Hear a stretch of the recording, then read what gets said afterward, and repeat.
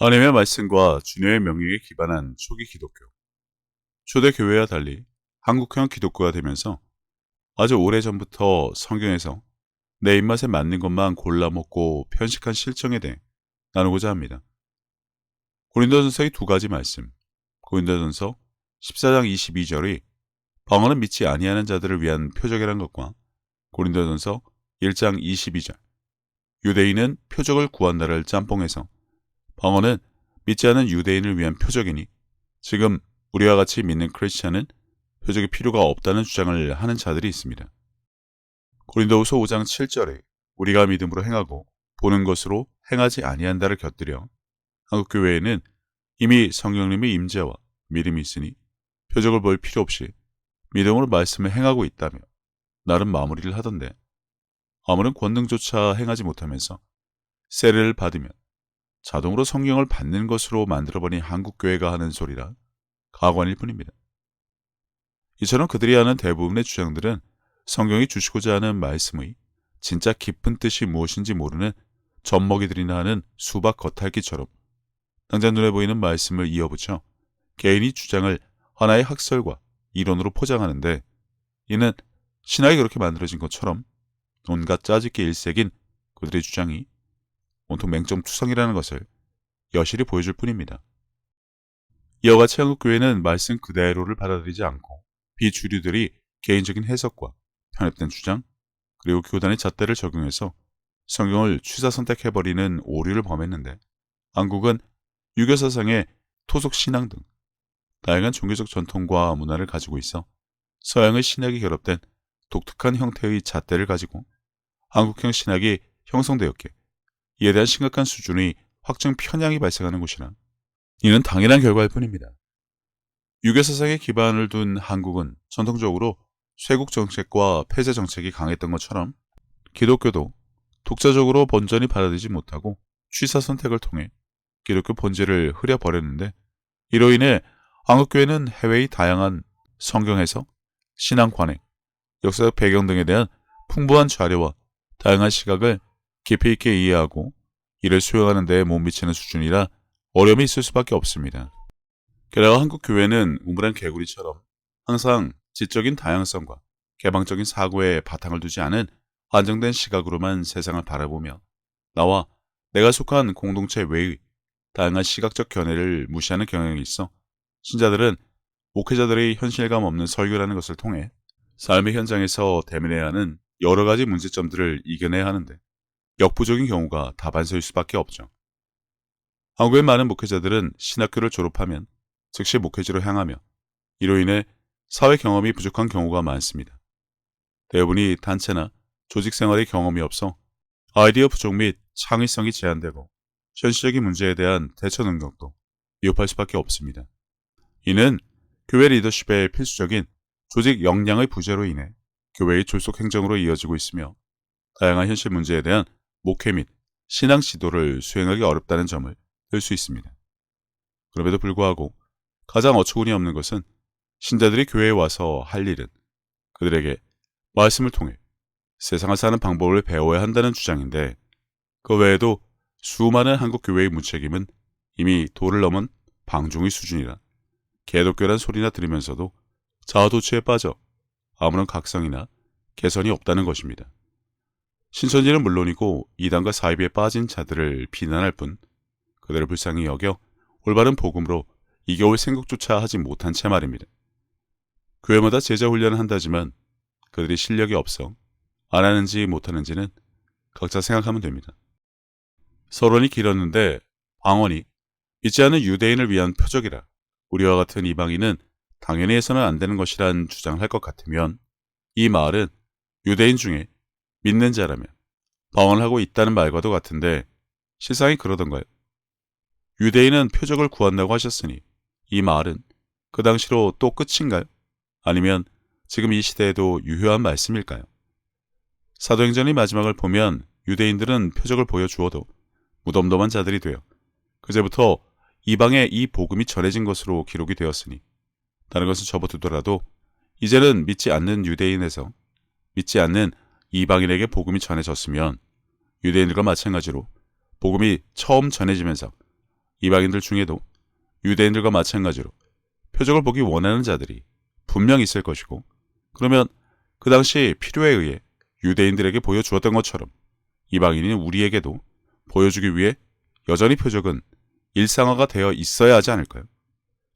유대인의 시작과 끝이 분명하다면 이방인들도 동일한 과정이 있는 것이 당연하다는 것인데, 개화기부터 지금까지 표적이 보편화된 적이라도 있었는지 생각해보기 바랍니다. 없죠. 그냥 애시당초부터 일부 목회자들을 제외하고는 성경 사역은 없는 것처럼 지나갔습니다. 주님은 이 천국 복음이 모든 민족에게 증거되기 위해 온 세상에 전파될 것이고, 그제야 끝이 와서 재림을 하시는 것으로 알려주셨기 때문에 이방인들이 뭐 어디 한두 민족도 아니고 각각의 민족에게 전해진 복음과 표적이 이스라엘처럼 용두사미가 되는 과정이 필수라면, 말 그대로 세상 끝날까지 표적은 여전히 존재하며 계속되어야 함은 너무나 당연한 것입니다. 이방인들 모두가 유대인들이 겪은 절차를 그대로 답습한다면 말입니다. 그러니 지금 표적에 대해 왈가왈부할 필요가 없다는 것이죠. 당연히 표적은 존재하며 보여주고 있어야 함이 마땅합니다만, 한국교회만 유난히 거품을 물고 시작조사한 적이 없음에도 불구하고 중구장창 끝났다고만 합니다. 그러면서 하나님을 믿고 예수님을 구주로 섬기며 복음을 전한다니 온통 아이러니죠. 성경에서 공생의 기간 주님이 하신 일은 이사야서와 복음서를 통해 알 수 있듯이 묶인 자를 자유롭게 하고 복음을 전한 것과 기사와 표적이 대표적이라 할 수 있는데, 표적은 싹 빼놓고 복음을 전하고 성령 사역을 끝났으니 방언도 하면 안 된다 주장하며 성령 모독을 일삼고 있으면서 신학과 교리, 철학과 같은 사람의 지혜로 만드는 것으로 성경을 보고 있으니 말입니다. 그리고 그들의 주장에 의하면 유대인은 표적을 구하지만 믿는 자들은 십자가에 못 박힌 그리스도를 전한다 하고, 방언은 믿지 아니하는 자들을 위한 표적이나 예언은 믿는 자들을 위함이라고 하니, 크리스천이라면 모두 그리스도를 전하고 예언을 하고 있을까요? 전혀 아니죠. 아주 극소수만 할 수 있고 대부분 방언도 못하는 꿀먹은 벙어리들입니다. 방언이란 오순절 기록처럼 대부분 알아듣는 자가 없지만 누군가에 의해 알아들을 수 있는 언어라는 사실을 망각하고 누가 들어도 이상한 소리를 내며 그것을 방언이라 믿으니 말입니다. 다음으로 믿는 자들을 위한 예언.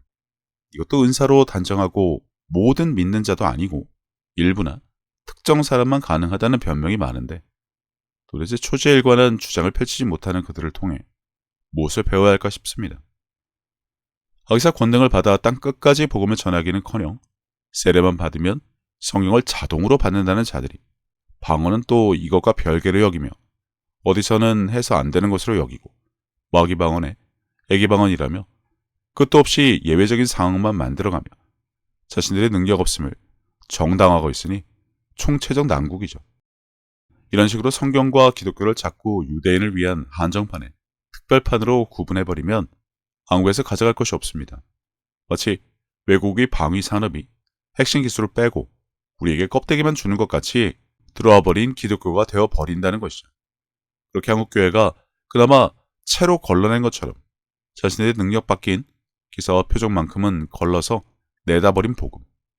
개화기 시대의 지식이나 목회자들 수준은 젖먹이에 불과하니 지금 생각하면 그럴 수밖에 없다 치더라도 지금의 사람들은 주님의 일을 이어서 해야겠다는 사명감에 눈을 떠서 이전과 다르게 조금이라도 발전이 있어야 하지만 여전히 내 입맛에 맞는 것만, 내가 할 수 있는 것만, 내 지식으로 이해할 수 있는 것만 가르치며 능력 밖의 일인 표적은 끝났고 이 시대의 치유는 모두 악한 것들이 하는 것이라고 고집하는 확증 편향에 더더욱 찌들어가면서 초기 기독교가 한국에 왔을 때 그대로 수용하지 않고 한국형 기독교로 바꾸는 일을 한국교회가 앞장을 서서 갑론을박에 취사 선택에 해서는 안 되는 성령 모독을 일삼으며 성경 전체를 짜증기나 하고 있으니 기도응답도 없고 부흥도 일어나지 않고 그 무엇 하나 특별하지 않을 수밖에요.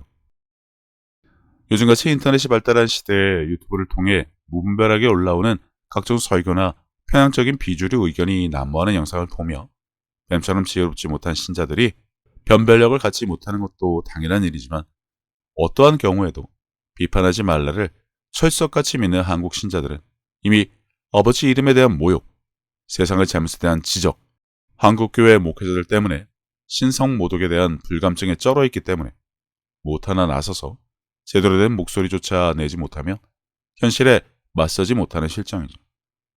그 와중에 군중심리에 젖어 단체로 모여 시위나 해서 바뀌던가요? 고양이 목에 방울도 못 걸고 골리앗 앞에 다처럼 하나님의 이름을 모욕했다는 이유로 나서는 인물도 없는 마당에 골방에 숨어 선비와 시애미 지내는 자들은 뭐 어쩔 수 없습니다. 내가 배워 아는 것을 최고로 여기는 우물한 개구리. 목회자들은 하나님의 사랑에 대한 설명을 지식으로 하던가요? 아니면 평생 그분과 동행하며 삶의 일부로 경험한 것을 말하던가요? 한국 목회자 중에 성령이 내주로 권능을 받은 증거를 가지고 목회를 시작한 사람들이 과연 몇이나 될지 성경을 보며 비교해보면 됩니다. 그리고 당신은 하나님의 사랑에 대해 어떻게 설명할 수 있는지만 봐도 그들에게 무엇을 어떻게 배웠는지 금방 알 수 있습니다. 분명 한국에도 말씀에 대한 올바른 이해를 가진 자들을 중심으로 일부가 한국 교회와 교단의 잘못된 전통과 편협함에 대한 각성을 주장하곤 하지만 이미 자신들의 성 안에 살며 안주하는 자들이 신천지와 이단과 사이비 그리고 박혁을 대하는 것처럼 사실 별다른 영향력도 없고 화력도 약한 데다가 타성에 젖어 변화에 대한 관심이 없습니다. 앉아서 부흥이나 바라는 것처럼 말이죠. 마치 하나님이 안 주신 것처럼 달라고 조르는 것이 전부인 모습. 상황이 이러한데 기존 신자의 유지와 새로운 신자의 유치라는 두 마리 토끼를 잡아야 할 교회가 허덕이는 것은 당연할 수밖에 없습니다. 이와 같은 무관심은 교회의 성숙함을 저해하는 요인이 되고 이로 인해 새로운 도전에 대한 대처가 소극적으로 바뀔 수밖에 없어 변화의 기회조차 놓칠 수밖에 없죠. 내로남불에 확증평안까지 고집하고 있으니 교회 리더십 역할과 책임을 충실하게 수행하지 못하는 것을 스스로 밝히는 꼴이란 것도 모른 채 말입니다. 신천지와 이단 그리고 사이비를 향한 지적이나 하고 세상으로부터는 개독교란 지적이 바로 아버지의 이름에 대한 모욕임에도 그들에게 미온적인 태도를 보이는 한국교회. 그러나 이제 와서 마음을 새롭게 하여 변화받기를 기대하는 것은 애시당초 잘못된 것인지 모릅니다. 노침을 뱉은 것은 물론이고 교회 안에서도 그렇지만 남을 지적함으로 반사이익을 누리고자 하는 한국교회인이 말입니다. 상황이 이러니 유교와 꼰대 기질을 바탕으로 하는 한국 종교인들의 종특 때문에 자신들이 기존 신념과 이론 그리고 사상에 도전하는 주장들에 직면할 때 단지 불편함을 내색하는 정도가 아니라 발작을 할 수밖에요. 권위에 대한 도전으로 몰아가며 자신이 속한 집단의 안정과 일관성을 유지하기 위해 그것이 성경에 기반한 의견임에도 불구하고 이를 무시하고 방어적으로 반응할 수밖에 없다는 것입니다. 목회자들도 각자의 신념을 가질 수 있고 대부분 자신이 속한 교단의 신념을 선호하는 편견에 빠져 무사한 일인 나태함에 묻어가려는 경향도 자주 볼 수 있으나 그 와중에 일부 목사들이 나서 한국교회의 권위를 세워주려는 그들 나름대로의 결속력을 자랑하는 추태를 보며 역시나 한국 종교인들의 종특에 대해서는 언급할 필요가 없어 보입니다. 박혁, 그를 대하는 한국교회 태도만 봐도 알 수 있습니다. 여태 두려워하던 신천지와 이단, 그리고 사이비를 대하던 것과 다른 결들을 볼 수 있는 이유. 박혁은 십자가 복음을 전하지 않고 한국교회 권위의 도전이라 단정하고 그때마다 말을 바꿔가며 발악을 하는 이유는 밥그릇을 빼앗길 위험이 현실로 다가오니 더더욱 발악을 한다고 여길 수밖에 없을 정도로 그들의 주장은 일관성조차 없습니다. 초지일관 십자가 복음을 전해야 한다던데 그래도 신자들이 해마다 수십만이나 교회를 떠나는 현실. 복음에 아무런 능력이 없어서일까요? 아니면 전하는 자들의 수주무제 때문일까요? 성경에는 사람들이 복음을 들으려 구름처럼 몰려들고 그 성에 기쁨이 넘쳤다고 하는데 지금 그러더냐는 것입니다. 박해 때문에 문을 닫은 교회가 있다던데 창피한 줄 모릅니다. 이단과 사이비에 무너졌던 여러 교회처럼 그럴 만한 교회니까 사람들이 나가고 교회가 문을 닫았죠. 지금 박혁에 가면 안 된다는 목회자들의 설교가 과연 신자들을 위한 것일까요? 아니면 자기 신자 빼앗길까봐 안절부절 못해 궁여주책으로 하는 소리인지는 스스로 판단이라도 하기 바랍니다. 거짓 선자가 따로 있는 것이 아니라 주의 이름으로 권능을 행한 자도 용두사미가 되면 주님께 도무지 알지 못하는 자인 바로 거짓 선지자가 되는 마당에 한국교회 목회자들은 성령 모독에 대해 따로 면죄부라도 받았을까요? 그들이 일삼은 성령 모독의 죄는 사함을 받지 못한다고 하셨는데 여태 성경에 반대해서 성경의 모든 말씀에 토를 날아가며 예수님이 면전에 삿대질을 했던 그 잘못을 어찌 감당할까 싶습니다. 제일 큰 문제는 그런 목회자가 운영하는 교회에 출석한 신자들은 무슨 죄가 있을까요? 성령 모독의 언행을 일삼은 목회자들로 인해 그들의 설교가 잘못되었다는 의심조차 없어지게 한 면죄부를 받아 심판대에서 어떠한 변명을 한들 아무 소용이 없게 만들어버렸으니 말입니다. 게다가 이제는 신자들도 앞장서서 방언을 하면 안 된다. 은사주의에 신사도주의란 사상 프레임이나 씌우고 다니는 젖먹이들처럼 사는데 말이죠. 그들이 다는 댓글의 수준만 봐도 충분히 알 수 있습니다. 박혁을 지지하는 자들이 그를 비판하는 목회자 채널에 와서 물성으로 댓글을 다는 것을 봤는데 그 수준과 전혀 다르지 않습니다.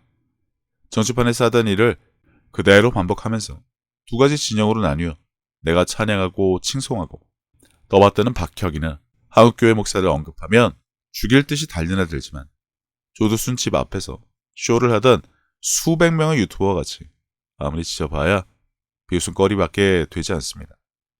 논리도 없고 깊이도 없는 이유, 전문적인 지식 없이 찌라시나 만들어내며 깐죽거리는 댓글을 다는 수준이 그들이 민낯이기 때문입니다. 그래도 아주 조금 배려를 해주자면 그들은 어쩌면 불확실성에 대한 두려움 때문에 이러지도 못하고 저러지도 못하고 있을지 모릅니다. 자신의 정체성이 흔들릴지도 모른다는 불안감도 있을 수 있고요. 그래서 더 방어적인 반응과 확증 편향을 유발하는지도 모릅니다. 게다가 한국 종교인이 종특인 집단의 신념과 우월성을 자랑하며 한국교회의 권위주의를 내세우는 추태를 말씀 앞에서 벌입니다. 신자는 물론 목회자들 사이에서도 이에 대한 동감과 긍정을 구하며 소속감을 강화하는 데 더 몰두하고 있으니 사실 어쩔 방법이 없습니다. 일상적으로 들을 사람들이 아니라서 말이죠. 스스로 돌이키면 모를까 싶지만 그것도 쉽지 않을 것입니다. 복음을 골라먹은 기독교의 한국화는 많은 문제를 낳을 수밖에 없습니다.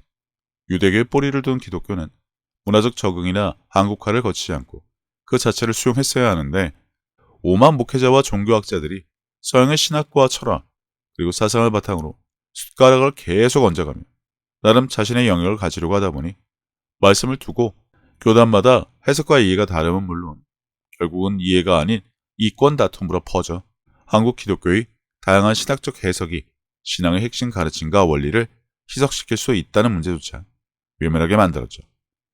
방언하면 안 되네. 이 시대의 치유는 다 악한 것들이 아네 등 온갖 사상과 프레임이 난무하지만 이를 검증할 수 있는 분은 하나님밖에 안 계시니 심판대에 서는 그날까지 이 불필요한 소모전은 계속될 것입니다. 누군 교회 가서 연불하고 누군 집회 가서 치유받고 왜 우리 교회는 이런 것을 하지 못하냐는 질문에 진땀을 빼거나 교회 문을 닫거나 그런 신자들을 내쫓아 버리든가 등의 다양한 선택지 중에 알아서 선택도 해야 할 것이고요. 끝으로 한국교회에서 의인의 기도로 병자와 귀신 들린 자를 지금 어떻게 도와주고 있던가요? 한국교회 편식의 결과로 잘못 배운 신자들이 이제서야 눈을 뜨고 있는 상황에 여전히 팔짱 끼고 공자와 맹자와 읊어대는 한국교회의 모습. 병은 죄 때문에 하나님이 치신 것이니 치유는 그분이 주권이라 우리가 관여해서는 안 된다를 이유로 밝히는데 과연 초대교회와 비교했을 때 아니 비교조차 할 수 없이 변질된 지금이 과연 맞는지는 각자 알아서 판단해야 할 것입니다. 믿는 구석이 있으면 단합조차 안 되는 한국교회는 화력이 딸려도 그냥 밀어붙이면 될 것이고요. 어차피 이 세상 살며 종교생활하는데 아무런 지장이 없으니 심판대에 서서도 초지일관하며 말입니다.